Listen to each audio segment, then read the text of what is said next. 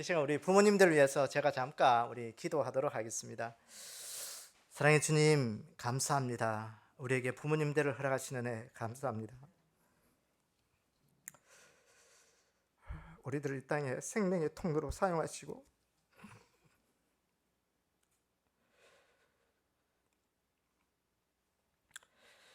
부모라는 이름으로 평생의 자녀들을 위해서 사랑과 희생으로 양육하며 오늘에 이르도록 인도하신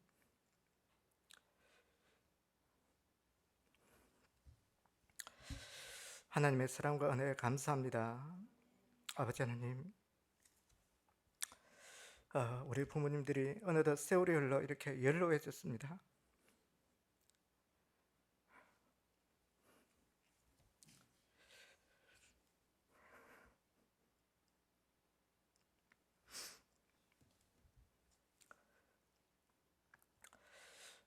지나가는 시간들 속에 가정을 위해서 사랑과 희생으로 헌신하며 꾸려왔던 그 시간들이 부모님들에 의해 세워진 가정들 속에 자녀들에게는 가정에 심겨진 종려나무처럼 번성하게 하시고 레바논의 백향목처럼 성장하는 복을 더하여 주시기를 원합니다.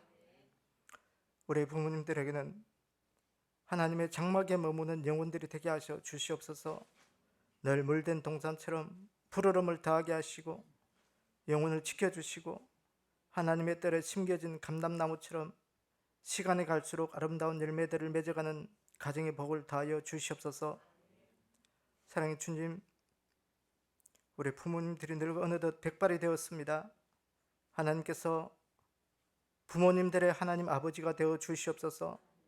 어린아이들을 돌보시고 인도하시는 것처럼 부모님들을 지켜주시고 보살펴 주시옵소서. 인생의 생명의 호흡이 닿는 그 순간까지 복된 삶을 살다가 아름다운 믿음의 유산을 남길 수 있는 그런 부모님들, 가정들 되게 도와주시옵소서. 우리 부모님들을 건강으로 지켜주시고 기도하는 제목들마다 하나님이 이루어주시고 천국을 소망하며 주 안에서 남은 생에도 복되게 살아갈 수 있도록 하나님께서 복으로 더하여 주시옵소서. 오늘도 부모님들을 축복하시는 예수님의 이름으로 기도드리옵나이다. 아멘. 죄송합니다. 제가 울컥해서 또 이 시간 우리 근사님들 나오셔서 특송하는 시간 가지도록 하겠습니다.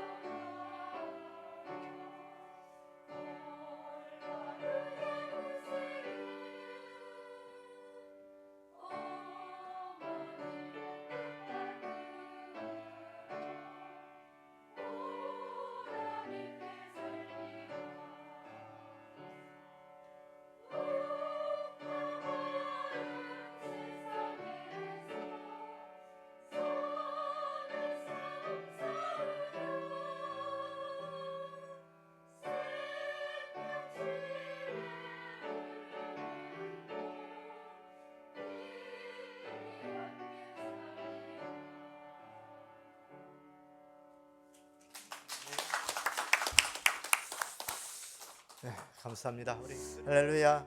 예, 우리 목사님 나오실 때 박수로 환영하겠습니다.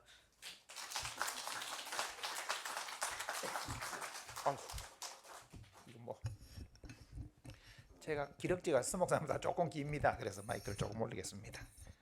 반갑습니다. 할렐루야. 우리 잠깐 기도합시다. 하나님, 이 거룩한 주일에 아버지 성전에 우리의 발걸음을 인도하시고 주의 이름으로 영광스럽게 예배하게 하신 것을 감사합니다. 오늘 또 찾아온 발걸음들 복되게 하시고 또 아버지 하나님이 주시는 말씀을 통하여 저들의 마음문이 활짝 열려져서 아버지 말씀을 기쁨과 감사함으로 받고 이 말씀 따라 승리하며 살 수 있도록 아버지께서 축복하옵소서. 부족한 것을 아버지께서 세우시서 하나님 말씀 전달하는 도구로 사용하옵소서. 전하는 자 듣는 자가 은혜의 시간 되게 하옵소서. 예수님 이름으로 기도하옵나이다. 아멘. 코로나에 다들 잘 살아남으셨네요. 제가 그 5월 지난주에 그 포항에 포항 집례교회에 갔어요, 예배를. 그래서 그 보니까 그 예배 인원이 상당히 적더라고요. 그래서 따님 목사님께 아이고 예배 인원이 적다 이러니까 이 코로나에 연세 많은 어른들이 예배를 못 오시고 또 들어는 이제 연세가 되게 이제 높으신 분들은 하늘나라 가신 분도 계시고 그렇습니다. 이럽니다. 교회마다 참 이 코로나 시대에 힘들고 어려운 것 같습니다. 여러분 건강한 모습 배우니 참 반갑습니다. 아프지 마시고 건강하게 잘 사십시오. 오늘이 이제 그 어버이 주일인데요. 그 문헌에 보면 중국 하북성에 그 팽조라는 사람은 부모님이 820세에 돌아가셨다 그래요. 뭐 수천 년 전이니까 뭐 그게 진짜라 모르는데 친구들이나 아는 지인들이 이 팽조 부친의 문상을 와서 보니까 이 팽조라는 사람이 그렇게 서럽게 며칠을 울더래요.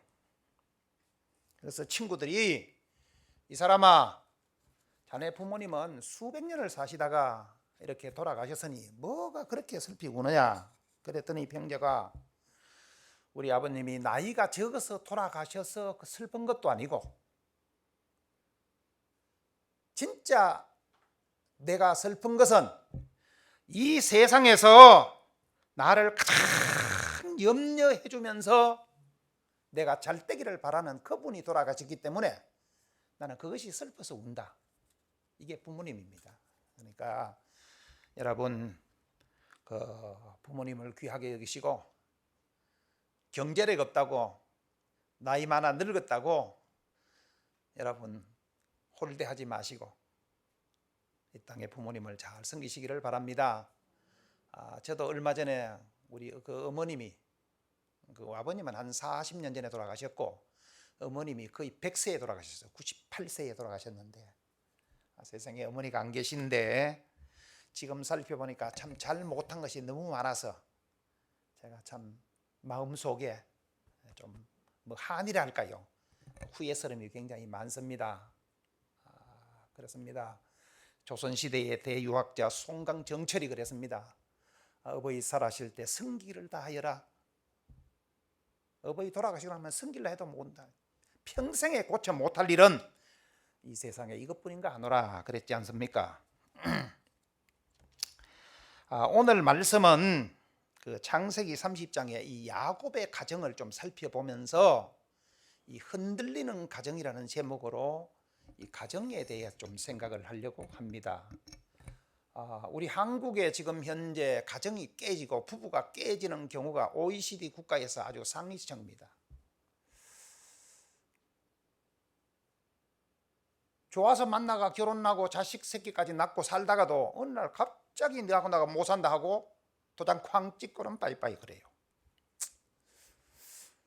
이게 본인들 당사자에게도 굉장한 상처가 되겠지만 여러분 거기에 그 어린 자녀들이 그 받을 상처나 평생을 살아갈 그 자녀들 앞날을 한번 생각해 보셨습니까? 그러면 감히 그렇게 쉽게 못합니다.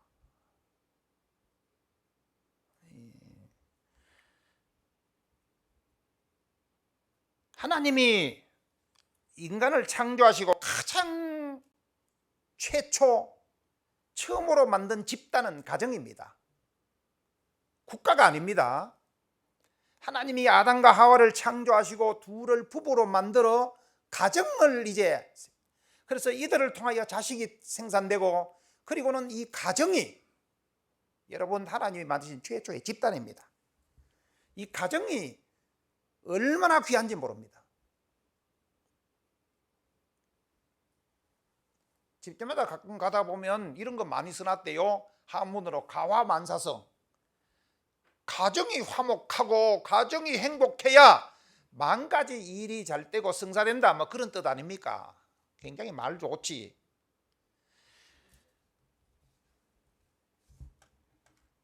저는 이 오늘 흔들리는 현대의 가정들을 보면서 가정이 건강하고 가정이 든든해야 이 사회가 건강하고 결국은 국가도 건강해진다.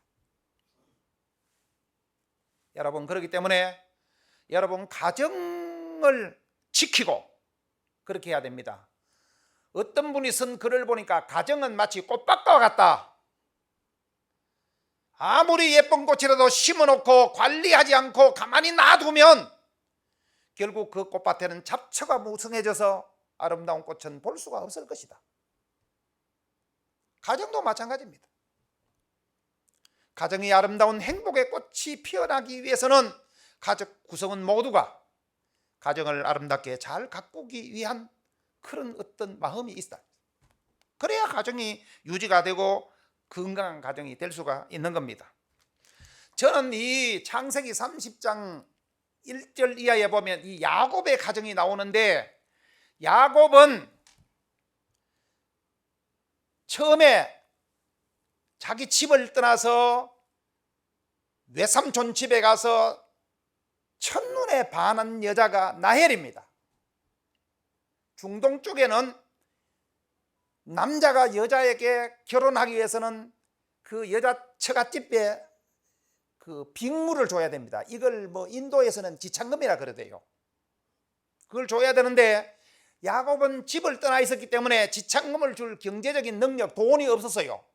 그래서 결국 장인될 라반과 흥정을 해서 내가 이 장인될 이제 그 둘째 딸 라헬을 좋아하니 경제적인 돈으로 줄 건 없으니까 외삼촌 집에서 7년 동안 노력 봉사를 하고 머슴을 살고 제가 제 사랑하는 라헬을 제 아내로 데려오겠습니다. 그렇게 해서 7년을 살고, 그런 다음에 신혼을 치렀는데 아침에 일어나 보니까 자기가 사랑했던 라헬이 아니고 그 언니 레아가 와 있어요. 레아는 용모가 그 동생보다는 좀 떨어지고 그래요.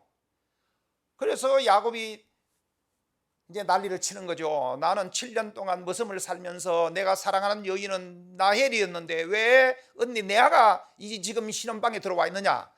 그러자 이제 그 장인이 그러지요.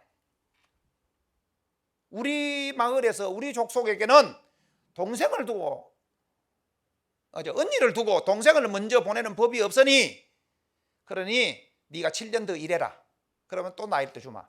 그래서 도합 14년을 일해서 결국 나이를 얻습니다. 그래서 아내 2명을 얻죠.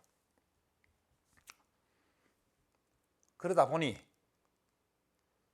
라헬은 남편 야곱에게 굉장히 사랑을 많이 받고, 그리고 첫 번째 부인이었던 레아는 남편에게 영 사랑을 못 받습니다. 그런데 하나님 참 공평하시죠. 남편에게 그렇게 사랑받고 용모도 예뻤던 라헬은 자식을 낳지 못하는 겁니다. 여러분, 여기에서 오늘 목사님과 잠깐 이제 이야기를 나누면서도 요새 뭐 결혼하면 애를 안 놓는 시대다 했는데, 여러분 시집 장가 가면 애 놓으십시오. 그건 하나님의 섭리고 그렇습니다. 라헬은 자식을 낳지를 못해요. 남편에게 더 사랑을 많이 받는데도. 근데 남편에게 사랑을 적게 받는 레아는 무밭에 무 뽑듯이 자식을 쑥쑥 뽑아내는 겁니다. 그러니 이 라헬이 미칠 지경이라. 그래서 남편에게 막 난리치는 겁니다. 나도 자식 좀 낳게 해달라. 나도 아들 좀 낳게 해달라. 그죠? 한 번, 두 번 할 때는 아마도 야곱이 그랬을 겁니다. 조금만 기다려.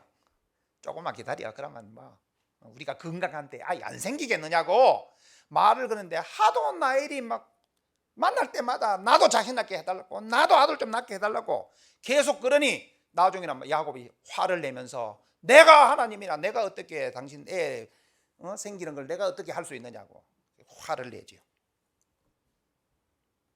오늘 이제 그것이 오늘 이제 이건 성경 본문 내용이에요.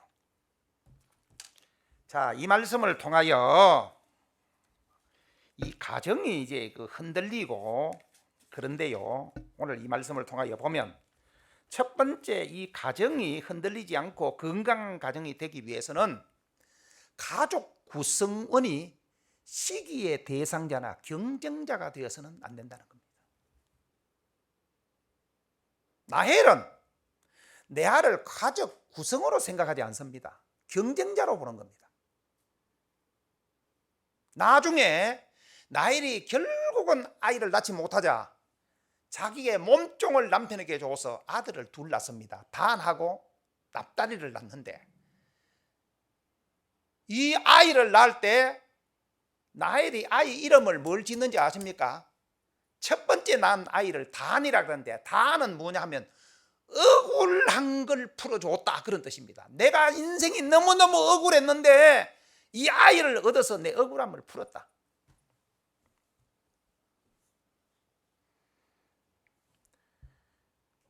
그 다음에 두 번째 그 라헬이 자기 몸종이 두 번째 아들을 낳을 때 그 이름을 뭐라고 짓는지 아십니까? 납달리라고 짓는데 그것은 내가 내 언니하고 경쟁해서 내가 이겼다. 경쟁해서 이겼다는 이름의 뜻으로 그 이름을 납달리라고 지어요. 그러니까 단은 억울한 걸 풀었다 그런 뜻이고 납달리는 내가 경쟁해서 이겼다. 그러니까 이 라헬의 이 마인드는 머릿속에는 언니고 가족이고 그런 개념이 아니라 억울함을 주는 대상자고 경쟁해서 이겨야 되는 대상자라고 보고 있는 겁니다. 이러니 라헬 자신이 행복해질 수가 없는 겁니다. 여러분,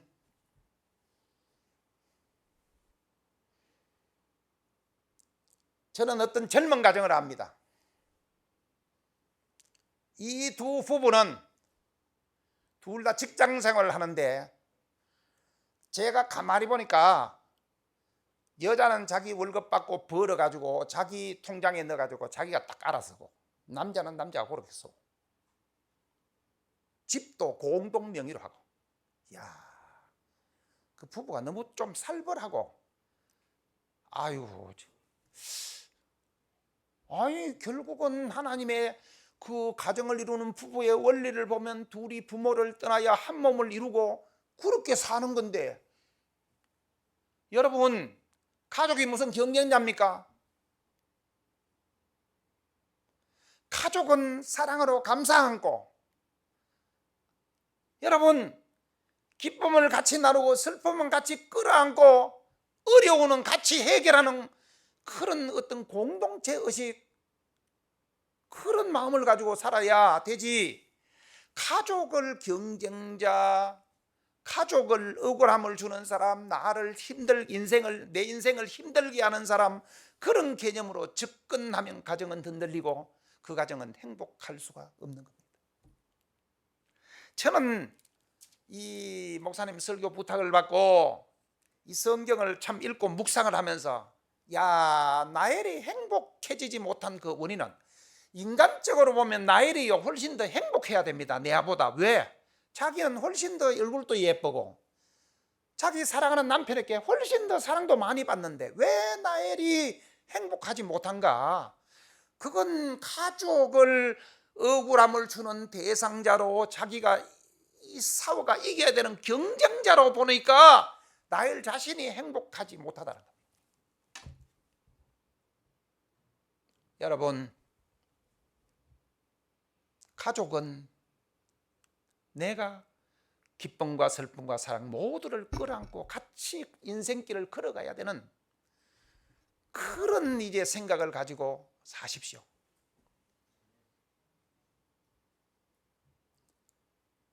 요즘 뭐 이 동네는 안 그렇지만 그 제가 사는 대구에 보니까 그런 사람들이 들어 있는 것 같아요. 아이 부모님을 짐으로 여기는 사람들이 꽤 있더라니까요. 아이 부모님 왜 짐입니까?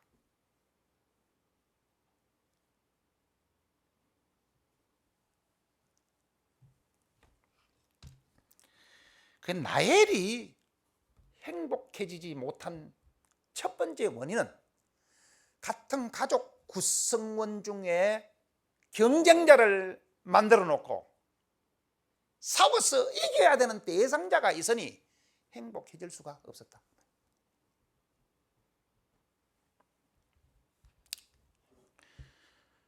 두 번째, 나엘은 왜 자신이 행복하지 않느냐? 요 생각이 가정생활을 하면서 행복한 그런 삶을 살 수 없는 생각이 있는데, 나엘이 힘들 때, 문제가 해결되지 않을 때 나엘이 택할 수 있는 방법을 딱 택해놨는데 그게 뭐냐? 여러분, 오늘 본문 여러분 말씀해 보십시오. 1절에 어떻게 되어 있습니까? 자기 남편에 가서 하는 말이 뭡니까? 나로 자식 낳게 하라. 만약에 자식을 낳지 못하면 뭐 하겠다? 내가 죽겠다. 나 죽겠노라. 여러분, 가정생활을 하면서 특별히 우리 예수 믿는 믿음의 사람들은 어떤 경우에서도 내가 죽겠다 하는 자기 스스로 생명을 끊어버리는 자살나는 생각을 가진 사람은 하나님께 복을 받지 못할 뿐 아니라 그 인생은 행복할 수가 없는 겁니다. 사람의 생명을 주관하시는 분은 하나님이 아십니까? 이 땅에 여러분 태어난 것이 내 의지입니까? 하나님이 이 땅에 나를 보내셨으니까 온 것이고, 이 땅에서 내가 육신의 삶을 살다가 그리고 삶을 마무리 짓는 것도 주님이 내 영혼을 부르시면 그제서야 마무리되는 것이지, 내가 자살해서 그것은 하나님의 주권에 도전하는 겁니다. 여러분, 이 야곱의 가정이 어떤 가정입니까? 믿음의 조상 아브라함의 가정 아닙니까? 이 믿음의 조상 아브라함의 가정에 손자 며느리로 들어온 나엘이 어떤 문제가 생겨서 자기 인생이 괴롭자 최종의 문제로 내세우는 것이 나 죽겠다, 나 죽어버리겠다. 여러분, 믿음의 가정의 사람들이, 특히 예수 믿는 우리 그리스도인들이 이런 생각은 절대로 해서는 안 됩니다. 하나님의 주권에 도전하면 됩니까? 창조주 하나님, 이분의 주권에 도전하면 우리 믿음의 사람들은 인생이 복될 수가 없는 겁니다. 저는 이 성경을 읽으면서 참 나엘이 안타깝다. 왜 생각을 이렇게 하고 있느냐? 왜 어렵다고, 힘들다고, 죽겠다 죽겠다 그 말을 하느냐, 그런 생각을 가지고 사느냐? 아무리 어려워도 나 죽어버리겠다, 죽겠다 그 말 하지 마십시오.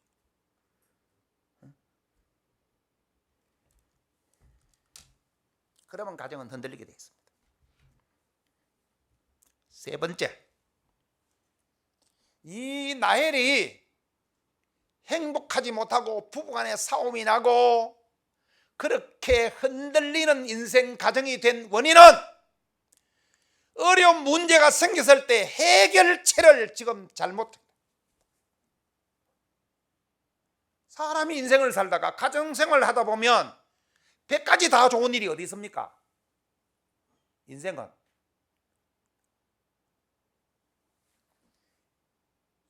내 생각대로 내 계획대로 안 된다면 인생은 이렇게 하면 행복할 것 같지만 가서 한번 부딪혀 보십시오.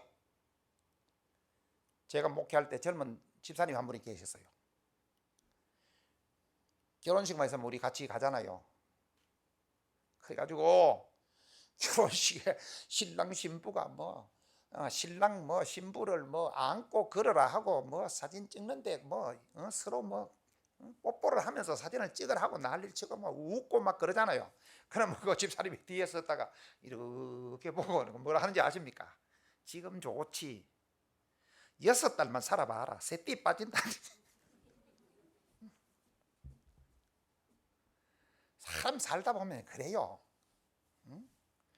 어떤 목장하는 사람이 그랬다 하대요. 어떤 아가씨가 나는 결혼하면 저 푸른 초원위에 그림 같은 집을 짓고, 그림 같은 집을 지어. 네 와서 풀바디에 집 짓고 소 한번 먹이봐라. 인생이란 그래요. 살다 보면 어려운 일이 있어. 살다 보면 내 마음대로 안 되고 고통스러운 시간과 고통스러운 순간들이 닥쳐오게 되어 있어요. 이때에 우리 그리스도인들이 이 어려운 난관을 극복하기 위해서 해결책을 찾아야 되는데 그 해결책은 물어보러 하는 겁니다. 하나님께 가서 물어보는 겁니다. 그런데 나엘은 오늘 이 본문에 보니까 자기가 힘들고 괴로울 때 하나님 앞에 찾아가서 눈물로 기도하고 하나님께 호소하는 것이 아니라 남편을 찾아가서 애맨 남편을 괴롭히기 시작하는 겁니다.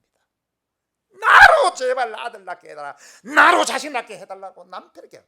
여러분, 뱃속에 애 생기는 것이 어디 남자가 할 일입니까?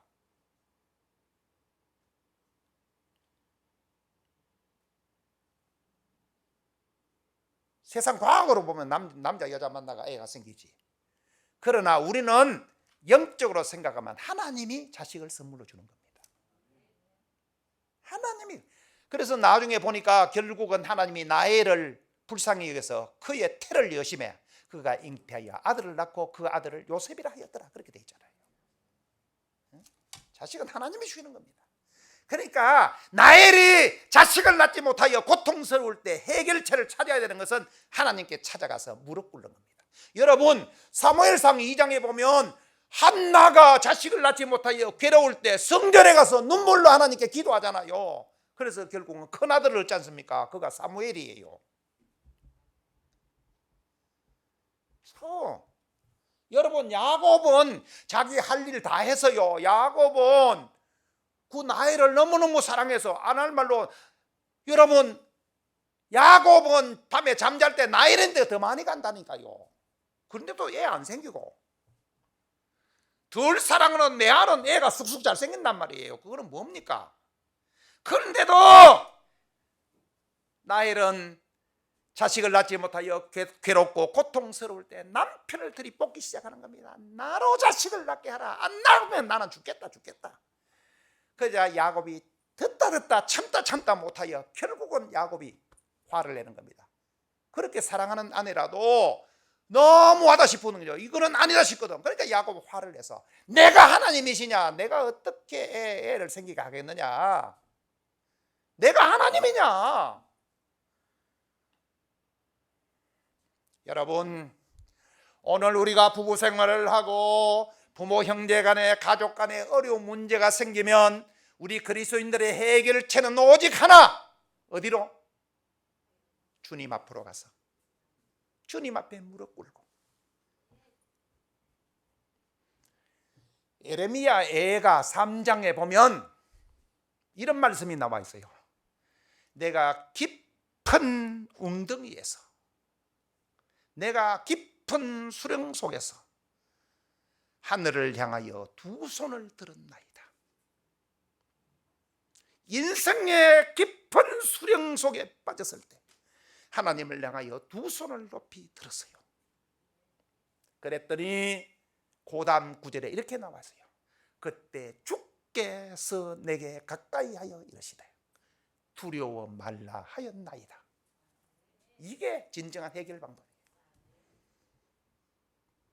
여러분, 우리의 가정이 흔들리고 우리 가정에 어려운 문제가 생겼을 때에 우리 그리스도인들의 가정의 유일한 해결 방법은 하늘을 향하여 주님께 두 손을 드는 것입니다. 주님 살려주십시오. 주님 살려주십시오. 이게 해결 방법이에요. 날같이 사람에게 와서 여러분 짜증내고 사람에게 들이뻗고 그러지 마십시오. 힘들고 어렵거든 주님 앞에 무릎을 꿇으십시오.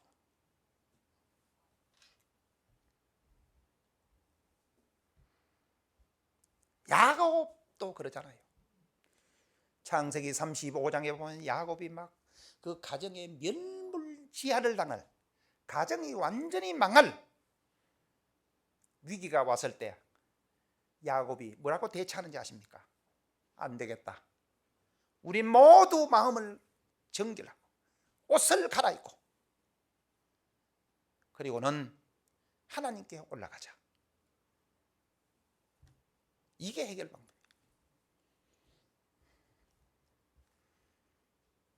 마지막 네 번째로, 가정이 흔들리지 않으려 하면 여러분들은 어떤 수단, 어떤 방법을 택하든지 신앙의 유산이 여러분의 후대에 내려가도록 해야 됩니다. 그래야 가정이 망하지 않고 가정이 흔들리지 않고 계속 하나님의 은혜와 축복이 머무는 가정이 될 수가 있는 겁니다.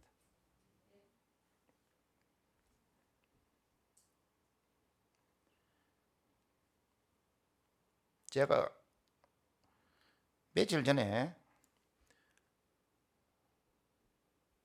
그 기독교 TV를 봤는데 어떤 목사님이 나와서 이렇게 설교를 하시더라고요.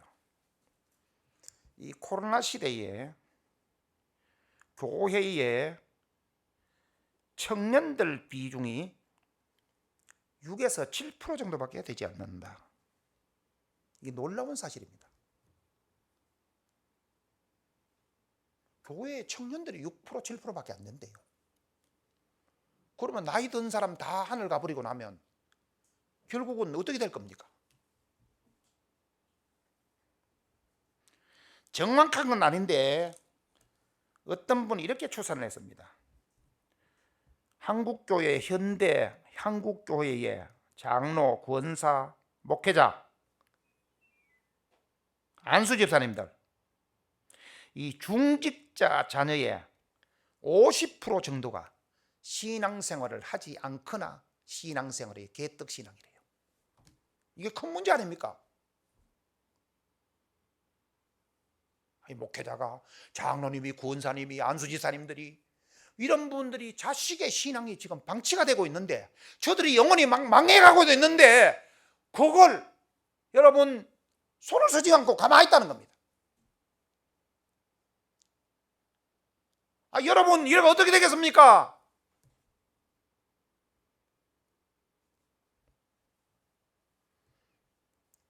히브리서 11장은 믿음장입니다.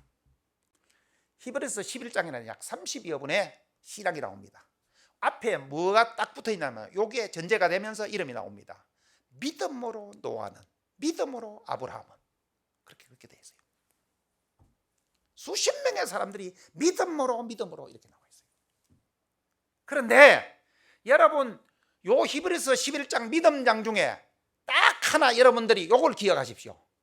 믿음으로 노아는 그랬는데 그 자식이 나옵니까? 없어요. 믿음으로 모세는 그런데 자식 나옵니까? 없어요. 믿음으로 사무엘은 자식 나옵니까? 없어요. 믿음으로 삼손은 없어요. 아하, 하나님이 쓰셨던 이 믿음의 사람들도 자식의 믿음 농사는 실패를 했구나. 그런데 한 가정이 딱 나와요. 누가? 믿음으로 아브라함은, 믿음으로 사라는, 부부가 딱 나오죠. 그 다음에 뭐가 나옵니까?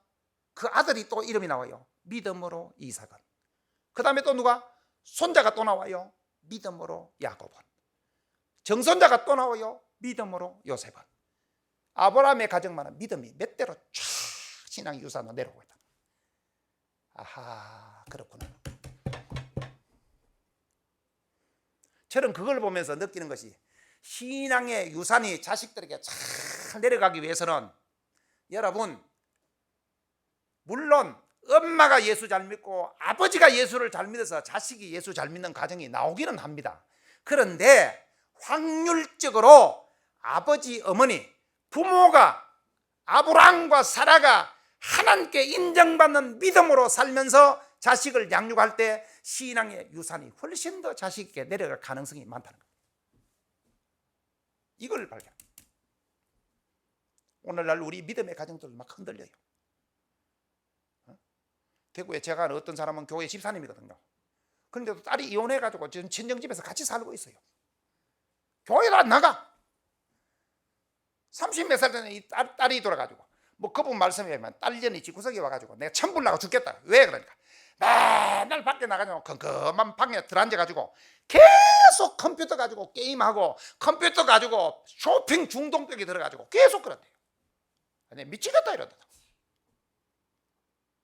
오늘날 우리 믿음의 가정들도, 여러분, 우리 주위에서 깨지고 박살난 인생을 사는 우리의 자녀들이 얼마나 많습니까? 부모가 어떻게 해야 됩니까? 하나님께 무릎 꿇고 두 손 드십시오. 어떤 수단과 방법을 쓰든지 어떻게 하든지 내 후대가 예수 믿는 믿음의 유산이 내려가도록 해야 우리 가정이, 우리 가문이 흔들리지 않고 세워지는 겁니다.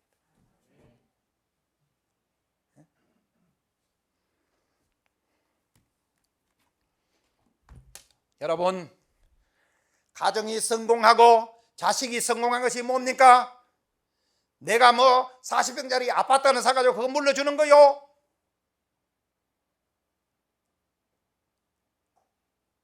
그거 아닙니다.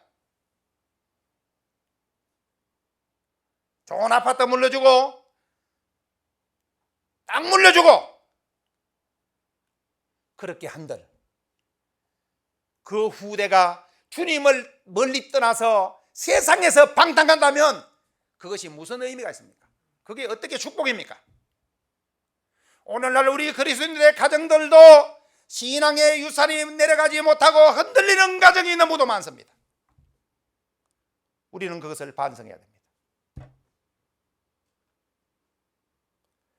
사무엘상 4장에 보면 제사장 엘리의 가정이 망하는데 왜 망합니까? 자식놈들이 하나님을 진노하게 만들어서 결국은 그 집은 망하여서 그 집에 뭐가 옵니까? 너희 가문에 앞으로 노인이 없을 것이다. 그 집 가문은 젊은 날에 사람들이 다 죽는 겁니다. 얼마나 하나님의 무서운 저주를 받습니까?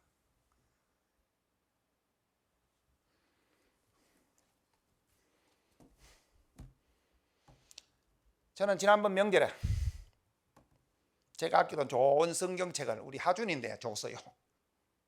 내 바람은 저 녀석이 내가 하늘 가더라도 내가 준 이 성경을 가지고 그저 말씀 붙잡고 하나님 실망시키지 않는 인생을 살았으면 참 좋겠다는 내 바람입니다.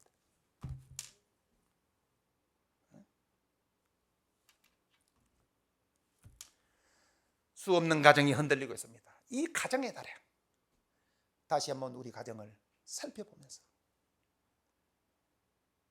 내가 주님 앞에 가정을 위하여 더 많이 기도해야 되겠구나. 내 자식이 믿음의 사람이 되기 위해서 하나님께 부모인 내가 더 많이 무릎을 꿇어야 되겠구나.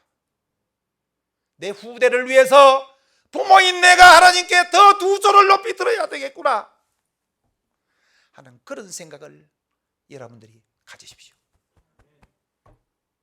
그리하여 여러분의 가정은 한 가정도 흔들리는 가정이었고 든든한 가정들, 하나님의 은혜와 축복이 넘치는 그런 가정이 꼭 되시기를 주의 이름으로 축원합니다.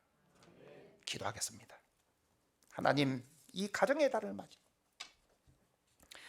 우리 주위에 수없는 그리스도인들의 가정들도 흔들리고 있습니다. 하나님, 주님 앞에 가정을 위하여 우리가 더 많이 무릎을 꿇게 하옵소서. 흔들리는 이 가정을 위해서 우리가 하나님께 더 두 손을 높이 들 수 있는 은혜를 주옵소서. 내가 섬기던 하나님을 내 후대에 더 잘 섬길 수 있는 신앙의 유산이 내려가는 가정이 되도록 부모인 내가 하나님께 더 높이 손을 들고 기도할 수 있는 은혜를 주옵소서. 그리하여 오늘 말씀을 들은 우리 모든 가정들이 믿음의 반석 위에 든든히 세워져서 하나님의 은혜와 축복이 넘치는 가정들이 되게 하옵소서. 귀한 말씀 주셔서 감사합니다. 주 예수님 이름으로 기도하옵나이다. 아멘. 기도하겠습니다.